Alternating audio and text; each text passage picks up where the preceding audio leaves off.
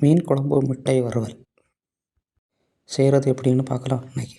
தேவையானது என்னென்னா, வெட்டி வச்ச வெங்காயம், அது மேலே கறிவேப்பிலை, அப்புறம் தக்காளி பழத்தை வெட்டி சின்ன சின்னதாக வெட்டி வச்ச வெங்காயத்தோடு சேர்த்து வைக்க வேணும். எல்லாத்தையும் சேர்த்து மிக்ஸ் பண்ணிவிட்டு அப்புறம் 2 முட்டை உடச்சி விடணும். சேர்த்து வச்ச வெங்காயத்தோடு சேர்த்து கொஞ்சம் உப்பு எல்லாத்தையும் சேர்த்து கிளறணும்.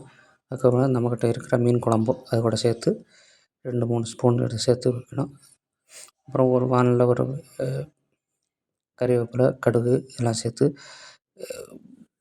பொரிஞ்சு வரும்போது நம்ம ஏற்கனவே கலக்கி வச்சுருந்த முட்டையை பேர்ந்து எடுத்து விடணும். வந்த பிறகு அதை நல்லா கிளறி விடணும். கிளறி இப்போ நமக்கு தயாராகிடுது முட்டை வறுவல்.